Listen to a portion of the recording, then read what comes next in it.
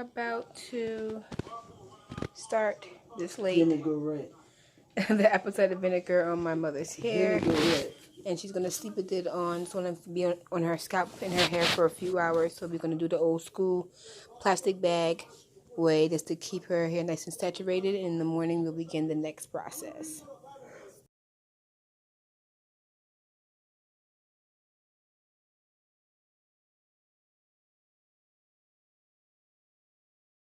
Now my mother's hair has been soaking in the apple cider vinegar spray for the past 8 hours. So since I can't find my lock tub, we're going to be doing it old school way with the bucket. So I'm going to be adding some apple cider vinegar, some baking soda, some lemon juice, and some salt. And she's going to be doing the apple cider vinegar detox rinse. And this is going to be the prep to really help rebalance her scalp back out, pull out all the toxins out of her hair, or any buildup that she has in her hair. I see some discoloration in her salt and pepper color, which is the white color of her gray.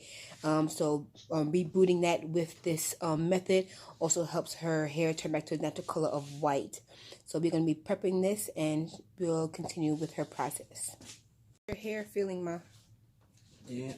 Damp. What else? It smells like vinegar. I smell it from here. Does any feel different? Soft, hard, crunchy? When your hair is wet, it feels soft. Okay. Can't give you no example. Okay, so right now she's just feeling the dampness. You do smell that the vinegar hair has been thoroughly saturated all night. I love her gray. So we went all the way down to the tips. Then you see some of the discoloration of the yellow. So we're going to be detoxing her hair from the products. And we're going to be getting that started. So I already have put in the ingredients in there. It's just the water and everything else. And I'm about to add the apple cider vinegar now. She's going to be dunking her hair in this for about 30 minutes. I'm going to give her a measuring cup so she can pour it. And I'm also going to give her a pitcher of nice hot water that's being boiled. So the case as the water cool down while I'm making her midnight clay mask, she can warm it back up with the pitcher that's sitting next to her. So this is a recording of me when I was actually using the tub. If you're able to get one of these tubs, because you can't hover over, this was a tub of me detoxing my hair around this time last year. So she's putting her into the bucket. She got her ends in, and she's going to be using, I get 3 parts of, well, 1 part boiling hot water, 2 parts hot temperature water, and then 1 pitcher of literally ice cold water to cool it down.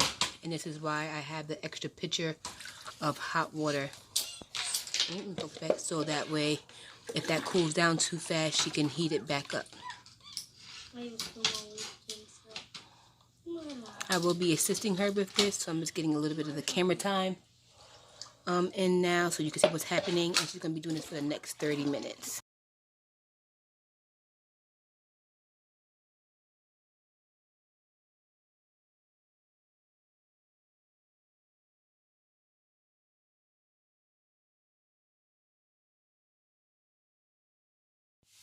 "15 minutes. Here's your cup."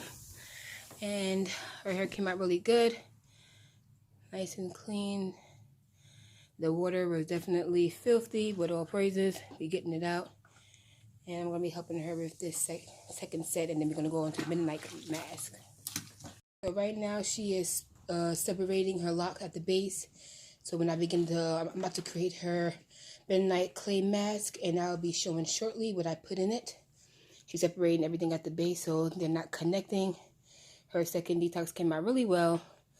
Some people will choose to sit there and keep on doing the detox until their water is completely clear.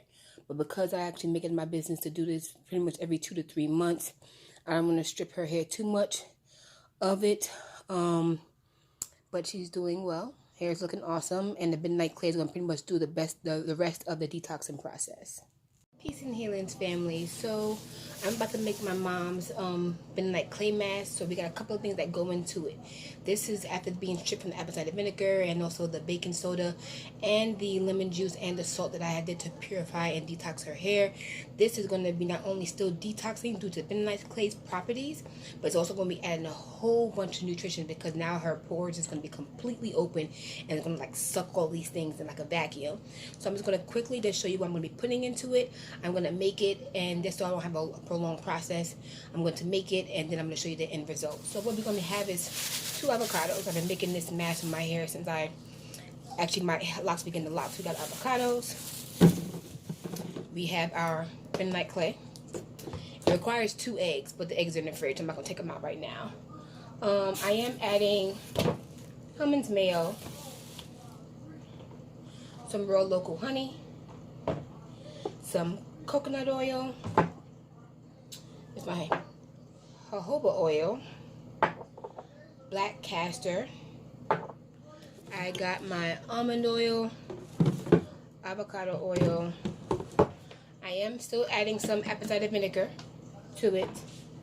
I got some olive oil. And for her scents, I'm going to be using spiked lavender, which is like an energizing tea tree. And her desired, she chose to actually want to use hyssop on today. In a combination with all of that, I also got some of my rose water with a little bit of glycerin. Let this tip over. And these elements I'm going to mix all together to sit there and make her mask. I am going to first chop these up and put them in the blender, solely because I gotta mash them, and they're still on the ripe but unripe side, so not easily to be mashed too much. I can still squeeze them a bit, but gotta get these mashed up. Everything else is getting added to this, and then we'll just make her mask. So I'll see you guys shortly. And we're back. So I got everything mixed together. Unfortunately, when I brought that, my refrigerator always want to do that when I get started. Either way, so I got everything mixed together. The supermarket gave me a bad avocado, so I only used one of the 2, which I was very upset about. But so it may not be as thick, and it is not. So I'm hoping that the bentonite clay can make the difference. So I'm about to pour this mix again, since we're dealing with bentonite clay. We got plastic bowl, wooden spoon, no metal. So I'm pouring this. As you can see, it's very thick. All of the oils and all of pretty much everything that was in there got mixed, minus the apple cider vinegar and the bentonite clay and the essential oils. So that I'm going to be mixing by hand.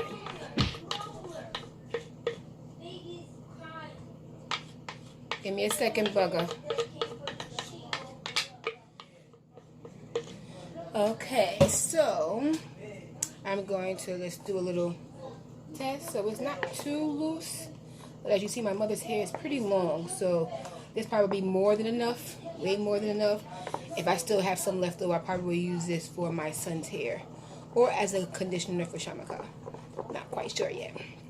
So since I already have enough liquid, I'm just going to start with my bentonite clay, thicken that up, and then loosen it with the apple cider vinegar. Since my half a cup is in the homemade cereal, I'm using my 1/4 cup, again plastic. I realized that it wasn't clean. I was like, let me wash it real quick. So I got a 1/4, adding to that, and then another 1/4. So until I'm getting to the bottom of this, it's probably going to be the rest. Still got 2 more in the closet. I just didn't want to do all that. And yes, I do the same mask. Forget it. Pour it all in there.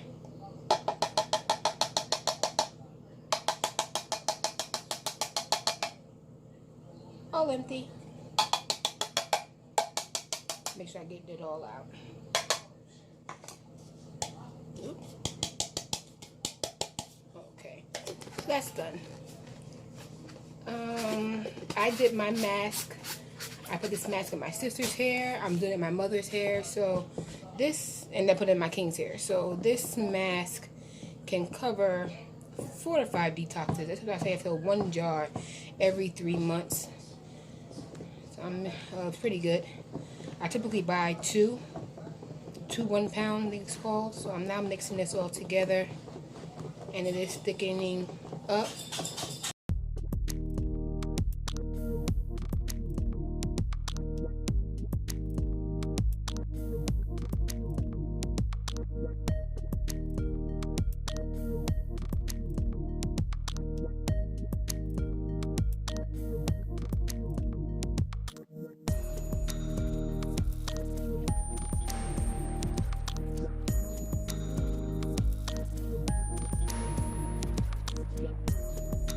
See, I began to add more of the bentonite clay back to the mixture solely because I thought it would thicken up with just what I had. But unfortunately, reason and wisdom came that your mother can use just as much as you can, which is normally a total of 1 cup. So being that my hair is thicker and long, my mother's hair is thinning but still longer. So my thickness compensates for the lack of length that my mother has over mine. So it pretty much equates to the same.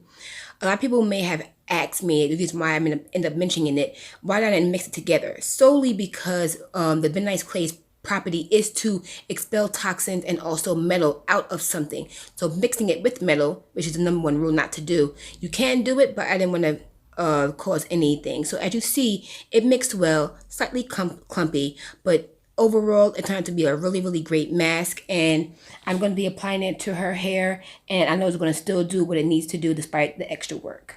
So here's the finished product of the bentonite clay mask. Again, as you've seen in the previous clip, you can omit the mask. You can omit the avocado entirely if you choose to, and just mix all of the ingredients together in a bowl. As you see, it is thick, but as I begin to apply it, it will mash out as I put into her hair. Here you see my mother's hair is thoroughly long and it's thick, even though despite its thinning properties is happening. I'm going to apply it starting from the root to tip, as you see right here. I applied the mask, starting it in all in sections. I applied to the base of her hair, which is her scalp. Thoroughly made sure it was applied. That's why the crucial portion of separating her hair is for this particular portion. And then as I got close to it, I literally was going all the way to her tips. And as you see the plastic bag, I will be putting her hair into that and let that really marinate for the next hour. Hey, little one. And so this is pretty much the process of the mask. Obviously, it changes from long to short hair, and you can do it in a little. Shalom. So while my mom hair is in the mask, I'm gonna pretty much just show you the herbs that I put to make our shampoo. So this shampoo is completely different. I found that these herbs don't lather, but they have the benefits of lathering, which I will literally post alongside the video. What the benefits are for these particular herbs that I use for makeup shampoo. So to start off, we have these. You may have seen them before, you may have not. These are called soap nuts, or they're called soap berries.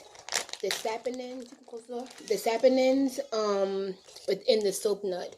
I actually got these from Amazon. I actually got a 4-pound bag.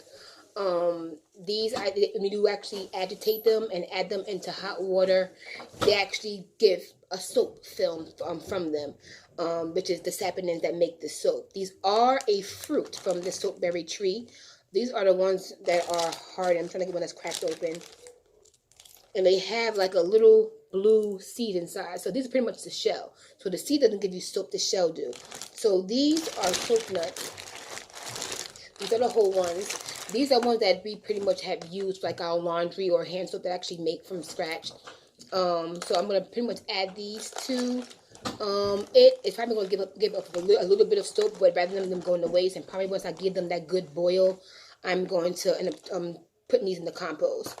But this is what they look like before they get reused. And what I love about these is that you can reuse them over and over again until they pretty much disintegrate, and they're not giving off no soap. And then they become a great compost to your compost bin or your yard if you have to be planting, even if you're overwintering. So the soap nuts or soap berries. Next we have, wrong one, shikai pods, which they're known as acacia. And I've got these when I'm trying to find a natural way for soap, and I've been using these for our laundry. For like a large load, I probably use about maybe 6 of those soap nuts, throw them in like a tea bag, reusable one, and literally let them soak up and they thoroughly clean the clothes. So they also use it as a cleaning agent as well. So this is what shikai pods look like. They have a nice sweet aroma to it, and they're kind of crunchy. Generally, you would end up soaking these overnight to help soften this shell, but since I'm boiling them to make a shampoo today, I generally am not going to do it, but it's a pod and there's seeds inside. I like the smell of them, but this also has the same effect as the gooseberries. So that's what they look like. So by combining these two, I'm getting double the soap power without having all the soap. So that's one. So next I have the dried gooseberries or amla. I'm going to be posting the benefits for these. And I love adding these. They have great benefits. It also gives a lot of nutrition back to the hair. So this is a good combination to add with your shampoo. Fenugreek seeds. I use these to plant and get the green from them, but I also drink it for tea, for breastfeeding, and I also add it to my rose water as well as my shampoo that I'm making today.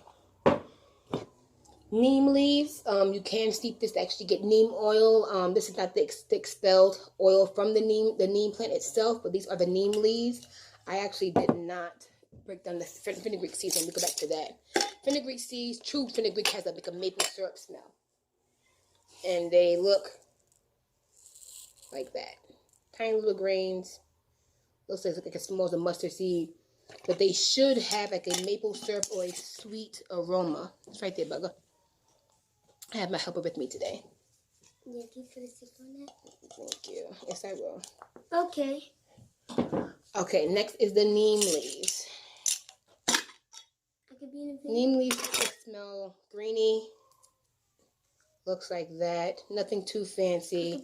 But they, one second, Bugger, they do put great nutrition into the shampoos. I see you. Into the shampoos. Hi. As well. And this for a nice antibacterial anesthetic. I got the rose from the garden. They smell. Ooh, I love the smell. Can I smell it? Yeah, it smells good. And add some rose petals to that. Also, we'll be adding these to the moisturizer spray I'll be making in addition to what I made for my husband. So my mother is going through her menopause state. So I'm trying to revive back her hair because she wants to cut her locks. I'm just like, no, let me try. So I'm actually rehealing her scalp and her hair because her dreadlocks are falling out because her hair is thinning. She's had dreadlocks her whole entire time I've known her. Interchangeably between not having them and having them, I'll say maybe 5 years out of my 30 years she didn't have locks, but the longest she grew them was for 18 years. So that's what I'm going to be boiling. So what I'm going to pretty much do is probably do like a quarter cup because I can reuse. Once I put all these together, I can remake them again in a bowl and make more shampoo if I actually shampoo. So if I make this today and I make enough of my mother's shampoo, I can actually reboil them again and actually make a shampoo and use it for him, and I can make it again and actually use this same shampoo because it's pretty much 100% no allergy affected habits because they're coming from actual nature. I actually use this as a rinse for my daughter's hair. So this is her. I actually use this as a hair rinse for my 3-month-old. I've been actually doing this for her hair since she was about a month old. So her scalp is beautifully, it gets luxurious and luxurious and has a beautiful smell. But I am learning how to make a conditioner for her. So this shampoo is our shampoo, his shampoo, my daughter's shampoo, and my mother's shampoo. My husband is the only one who has a different shampoo. But for the sake of a lather, if you need to have that sooty, really, really sooty type shampoo, you can add about a quarter cup of any Castile soap or any soap that you actually can make your own bar soap, if the case may be, to the shampoo, and it will give you that lather, but you'll still get the benefits. So for the sake of her situation, I am going to be adding a quarter cup, which is the remainder quarter cup from that small body from my husband. I will be using the remainder of that and add it to the shampoo so she can get that thick lather and really wash the mask out of her hair because it's really in there. So other than that, that's how we make our shampoo, and I'll show you the finished product once we're done boiling it. I will be boiling this for at least 30 minutes, so it should be half the time that she has left for the mask to sit in, so that way when she's done, she'll just be using this in her hair. It actually gets a nice clean feeling. You don't really get that sooty from this, but you actually feel your hair is clean and it's nice and moisturized from all the benefits that's been stated inside of these herbs that I'm using. So that's pretty much our shampoo. So stay tuned for the end result for the shampoo, and I'm also going to show you how I make my flaxseed gel that I'll be twisting my mother's hair with. Shalom. Shalom.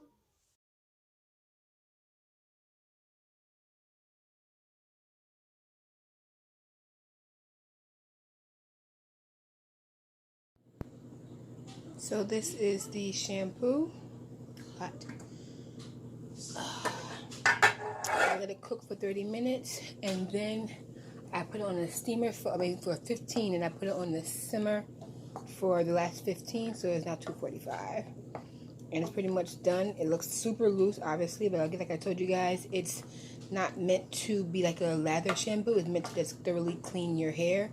So what I'm about to sit there and do is strain this out into the measuring cup. Ooh, the measuring cup right there. And then let this cool down. And when it cools down, then I'm going to add the 1/4 cup of the Castile soap. So this is the finished product, but being strained out. And this is the remainder of the berries. I can actually use this a second and third time. Usually I can get about 2. I really let it steep in there. And I'm going to add the 1/4 cup of soap to this, just to get the nice, thorough lather from it. I actually want to show you what it looks like when you actually shake it. You guys can already see the soap that's already in there, and pretty much when I shake it up, it's starting to fizz, but that's pretty much gives you the whole soap process. It's hot, that's why it's doing that, but if it was cool down, it wouldn't do that. But it actually gives you that sud, that clean. So it's not going to give you a whole bunch of suds as far as lather, like if you would use lye to make soap, but this is pretty much a natural fruit that actually gives the same soap content, and it's actually good for cleansing. I just wanted to give you a demonstration on shikai pods and soapness, how they work. So I'm gonna let this cool down a lot more once I wipe up the jar, and then I'm gonna add a little bit of soap, and then we're gonna let my mother wash everything out of her hair. And that's pretty much her whole process. Well, it's the same process as mine. I pretty much do to detox. In between our detox, we pretty much really just wash with this and let our hair grow out, you know, rather than constantly retwisting and retwisting. So we do a nice cleanse, and then we do a nice moisturizing. Normally I do that impact with the oils because I'm going to be detoxing the hair. But in between, we spray, we moisturize, we may grease our hair, and then we may every 2 weeks or once a month, depending on how our hair feels, we actually just clean our hair, you know. So it's like a pre-poo or poo, for those who are familiar with those terms. But as you see, this gave you actual suds to actually clean. So it's not going to give you that lather, but it gives you a clean. And pretty much this is how a lot of people was washing their hair right before, you know. So, and it smells good. So that's also a plus. You can also add essential oils to this once this cools down. I actually have my mom actually use this in her hair while it's warm or hot. Oh, it's pretty hot. I just took it off to really help break up the mass. So she actually can use this. I'm gonna ask her if she wants to. And I generally will keep this in a bowl. That way she can actually dip her hair into it in the ends, or she'll let the hot water that's running the mask out, and then she'll just wash with this. And so since I had to get her a squirt bottle, she'll pour this into her hand and pretty much just bring it through her hair. Soap nuts can burn the eyes, so definitely be careful. So it's not going to quickly just run over your face. But with any soap, be mindful of the eyes, and that's generally it. So this is our intermittent shampoo, and also our shampoo. I did want to. So in this portion, I'm pretty much just summarizing how this is our shampoo, how I'm going to still do it, but I was going to consider making this shampoo for my husband's beard when I did his detox hair video, but I decided to just stick to what I knew and to show you guys how I can make a shampoo without having to use this process. I can always make another video and actually show you guys how I actually do it on a smaller scale and see his reaction as well. But other than that, I was just pretty much combining all the understanding, simple recap, because I had to also get to the baby and start preparing the house for feast of dedication. We had a lot of decorating to do and still a few things to actually cook for that that night because it was our day one. But other than that, this video has been awesome. I hope you guys learned so much from it. Don't forget to like, share, and subscribe. Keep your comments down below. Keep them coming. Keep them questions coming and everything in between. Remember, you are your sister's keeper. We nation building. We just doing everything. So it has been amazing to be able to serve you guys with the wisdom and knowledge and understanding that the Most High has given me to spread across on YouTube. So to give all praises, peace and healing, and stay tuned for the next portion on my mother's story. So now we're going to do a little update on her hair before we oil it. So she's taking it down. We had to pretty much get the house together for feast dedication. So we had to take a small little break. But first tell them. Oh, still going. So tell them how the shampoo was. It was lathery. So it was much more lathery than it normally is because I added the. Yeah, I didn't use the whole thing. I only washed.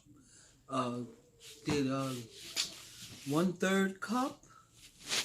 And washed your hair with it? Two. It might have been a 1/4 cup, but maybe less than that. And I just washed my hair twice. So, now all the yellow that was in her hair is gone. It's pretty much white. It was really yellow. Scalp looks nice and clean and healthy.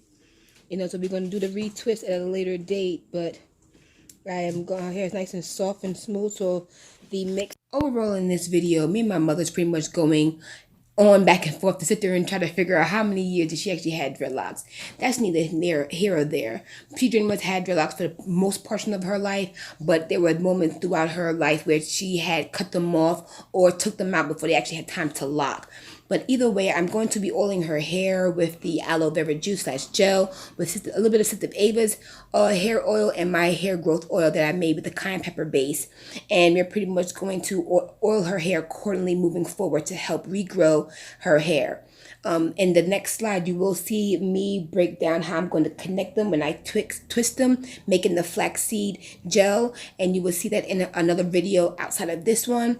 And this is pretty much going to be the summary of her hair. This detox has been awesome, and I'm glad that she had benefited greatly from it.